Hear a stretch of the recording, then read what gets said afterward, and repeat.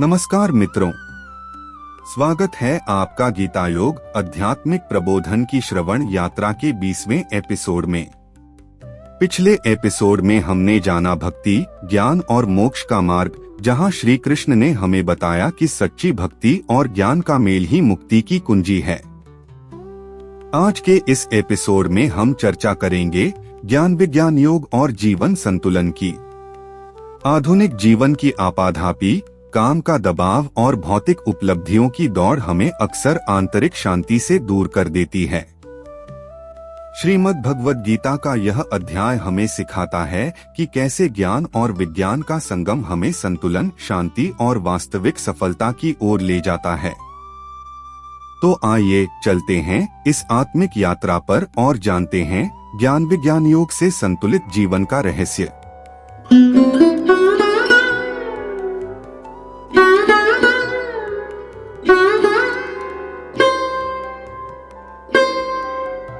नमस्कार।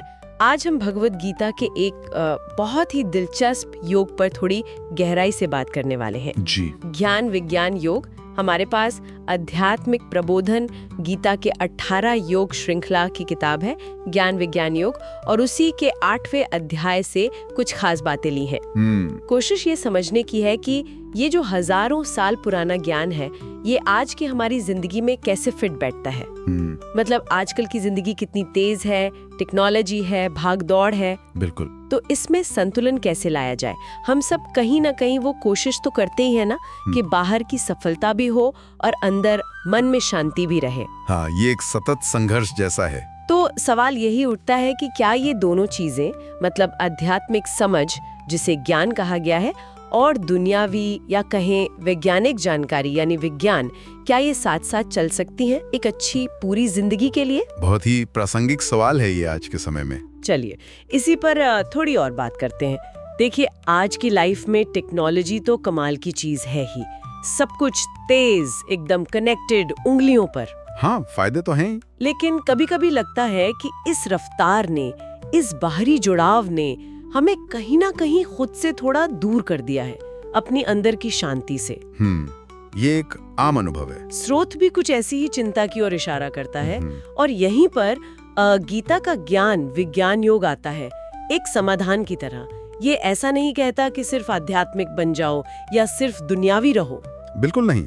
ज्ञान विज्ञान योग का जो असल सार है वो यही है कि अपनी आत्मा का उस परम चेतना से, परमात्मा से एक कनेक्शन बनाना। हाँ, और ये हमें मदद करता है दुनिया की चीजों के मोह से, उनके खिंचाव से ऊपर उठने में। अक्सर यही चीजें हमें अपनी असली राह से भटका देती हैं ना। सही बात है। और शायद सबसे जरूरी बात यह है कि ये हमें एक नई दृष्टि देता है। हर चीज में, हर घटना में, हर व्यक्ति में ईश्वर की मौजूदगी को महसूस करने की। हर चीज में। हाँ। लेकिन यहाँ ये गलतफहमी बिल्कुल नहीं होनी चाहिए कि ये विज्ञान को या दुनियावी समझ को नकारता है, खारिज नहीं करता। अच्छा। नहीं, बिल्कुल नहीं। ये तो उसे आध्यात्मिक ज्ञान के साथ जोड़ने की, इंटीग्रेट करने की बात करता है। जोड़ने की। हाँ, जैसे गाड़ी के 2 पहिए होते हैं ना। हाँ। दोनों जरूरी हैं संतुलन के लिए, वैसे ही ज्ञान और विज्ञान। ये दिलचस्प है, जोड़ने की बात, खारिज करने की नहीं। मुझे लगता है गीता का एक श्लोक है जो शायद इसी तरफ इशारा करता है।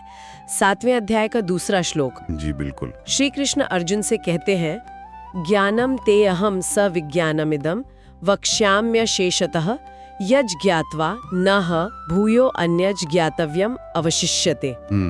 इसका मतलब हुआ कि मैं तुम्हें ये ज्ञान विज्ञान के साथ पूरी तरह से बताऊंगा, जिसे जानने के बाद इस दुनिया में और कुछ भी जानना बाकी नहीं रहेगा। हाँ। यहाँ ये जो ज्ञान और विज्ञान सहित, मतलब सविज्ञानम, ये दोनों शब्द कितने महत्वपूर्ण हैं।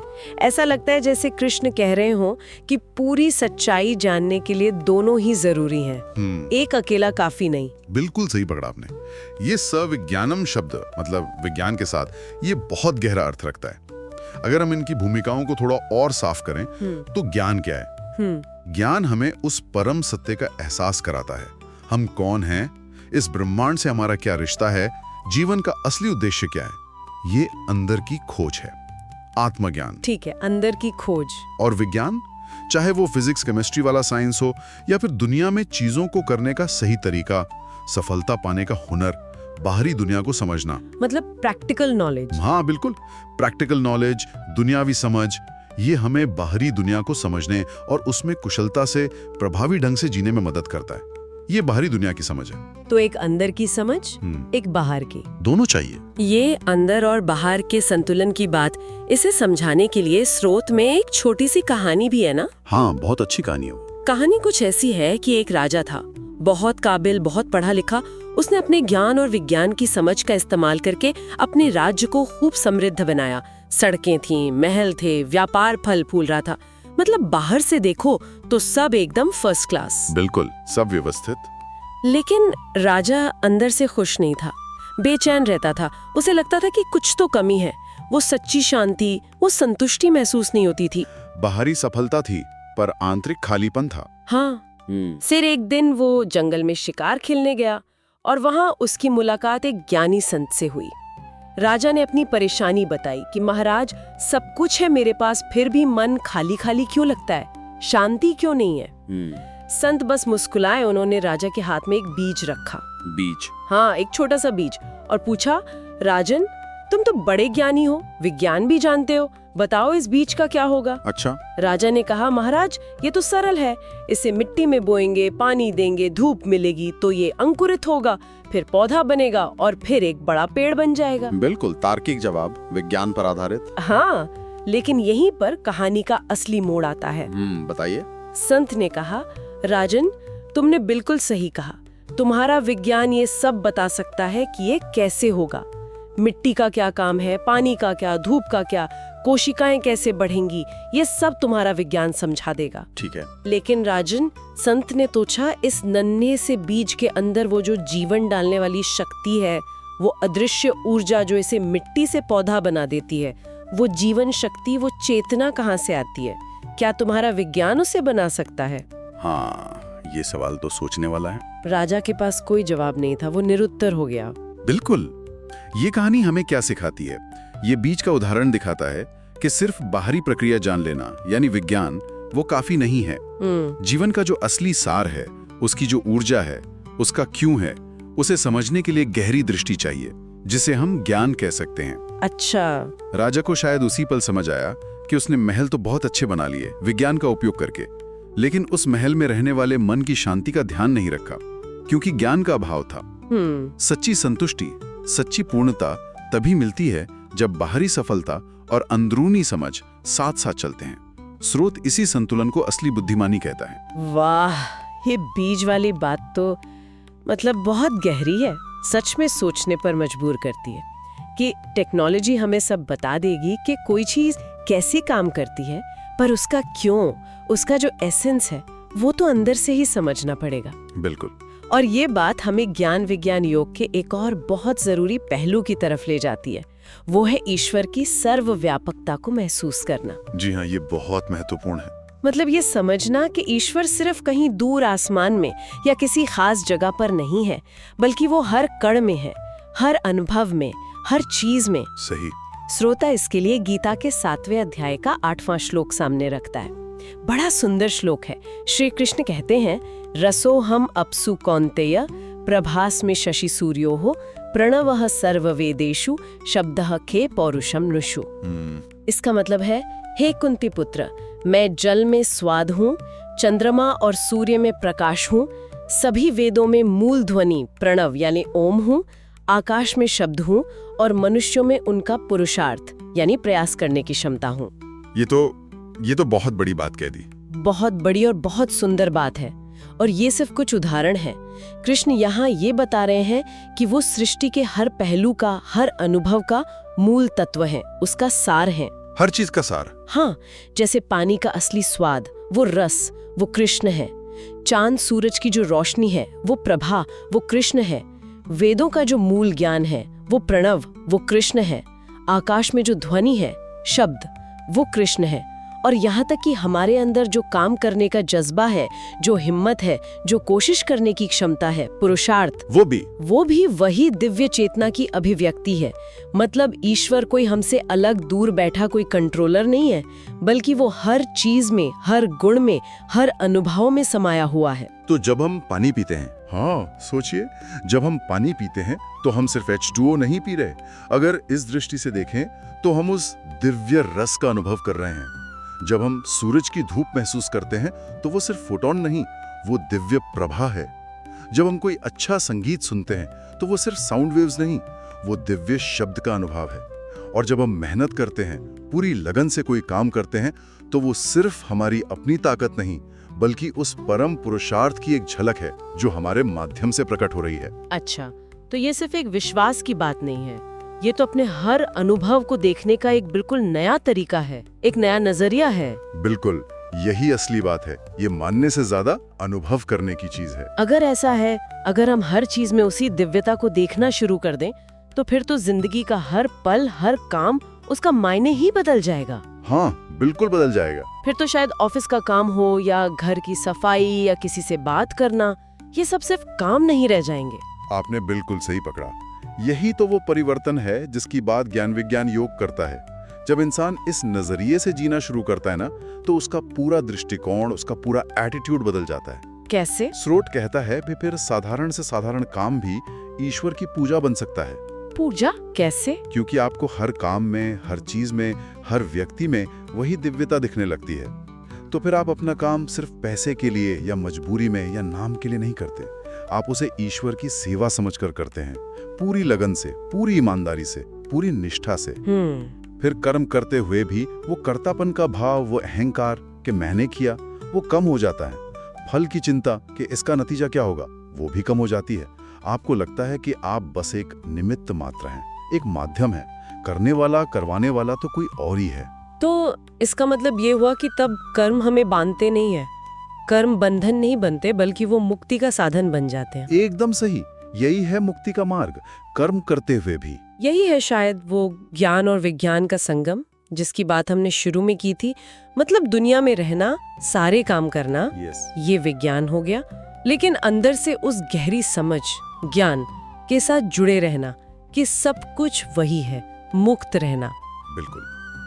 ज्ञान ये समझना कि सब में ईश्वर है, मैं सिर्फ माध्यम हूं। और विज्ञान उस समझ के साथ कुशलतापूर्वक, प्रभावी ढंग से कर्म करना। जब ये दोनों मिल जाते हैं तो जीवन संतुलित हो जाता है। संतुलित? हाँ।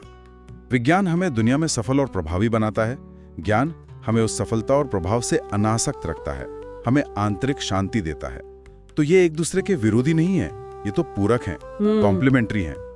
और आज की जो जटिल जिंदगी है, जहां हमें लगातार बाहरी दुनिया की मांगों और अपनी अंदरूनी शांति की जरूरत के बीच एक बैलेंस बनाना पड़ता है, वहां ये समझ, ये दृष्टिकोण बहुत ज्यादा मददगार हो सकता है। सही कहा। तो अगर हम आज की इस पूरी चर्चा को समेटने की कोशिश करें तो मुख्य बात क्या निकल कर आती है? मेरे ख्याल से यही कि भगवद गीता का ज्ञान विज्ञान योग हमें ये नहीं कहता कि या तो आध्यात्मिक बनो या भौतिकवादी, ये चुनाव करने को नहीं कहता। नहीं, बिल्कुल नहीं। बल्कि ये दोनों को जोड़ने का, उनमें एक संतुलन बनाने का रास्ता दिखाता है। ये कहता है कि सच्ची समझ, सच्ची सफलता, सच्ची पूर्णता तभी मिलती है जब हम अपने अंदर के ज्ञान को और बाहर की दुनिया की समझ यानी विज्ञान को एक साथ लेके चलते हैं। एकदम सही। और आज के समय में जहां टेक्नोलॉजी हमें लगातार बाहर की ओर खींचती है, जहां सफलता का मतलब अक्सर सिर्फ बाहरी चीजों से, जैसे पैसा, पद, इनसे आंका जाता है, वहां ये संतुलन साधना और भी ज्यादा जरूरी हो गया है। गीता के ये सिद्धांत, हर चीज में दिव्यता देखना, ज्ञान और कर्म, विज्ञान को इंटीग्रेट करना, ये हमें इस भागदौड़ भरी जिंदगी में भी सच्ची शांति दे सकते हैं, एक उद्देश्यपूर्ण जीवन जीने में मदद कर सकते हैं। मतलब ये सिर्फ पुरानी बातें नहीं है? बिल्कुल नहीं, ये सिर्फ किसी पुराने ग्रंथ की बातें नहीं हैं। ये आज भी उतनी ही प्रासंगिक हैं, उतनी ही जीवन बदलने वाली दिशाएं दे सकती हैं। बस जरूरत किस चीज की है? अपने नजरिए को थोड़ा बदलने की, चीजों को थोड़ी और गहराई से देखने की। बिल्कुल। एक भरा पूरा संतुष्ट जीवन शायद इसी संतुलन से मिलता है, ज्ञान और विज्ञान दोनों का हाथ थाम कर चलने से। हाँ, और इस पूरी बातचीत के बाद शायद एक सवाल हम अपने सुनने वालों के लिए छोड़ सकते हैं। जरूर।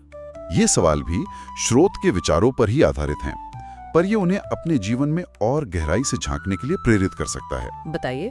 जरा सोचिए, हम सब के अपने रोजमर्रा के जीवन में, चाहे वो हमारा काम हो, हमारे रिश्ते हों या हमारी सेहत का मामला हो, ऐसे कौन से हिस्से हैं जहां हम ज्यादातर सिर्फ विज्ञान पर निर्भर हैं? मतलब मतलब जहां हम सिर्फ बाहरी तरीकों, तकनीकों, तर्कों या डेटा पर ही टिके हुए हैं। अच्छा, ठीक है। और फिर सोचें कि अगर उन हिस्सों में, उन्हीं स्थितियों में हम थोड़ा ज्ञान को भी शामिल करने की कोशिश करें। ज्ञान मतलब वो गहरी समझ, वो आंतरिक जुड़ाव, वो हर चीज में मौजूद चेतना को देखने का नजरिया। अगर उसे जोड़ने की कोशिश करें तो क्या हमारे अनुभव बदल सकते हैं? क्या उन अनुभवों में ज्यादा गहराई आ सकती है, ज्यादा शांति, ज्यादा संतुष्टि? ये सोचने वाली बात है।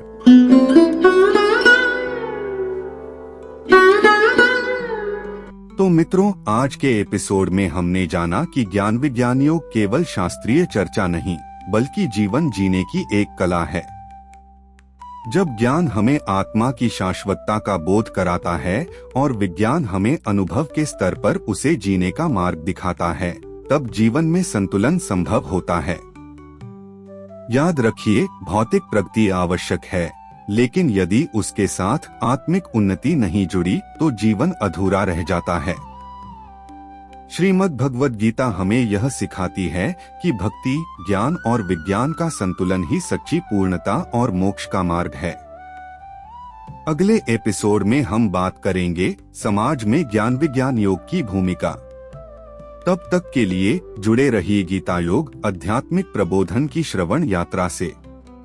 यदि आपको यह पॉडकास्ट पसंद आ रहा है तो कृपया इसे अपने मित्रों और परिवार के साथ साझा करें। आपके सुझाव और समर्थन हमें और प्रेरणा देते हैं।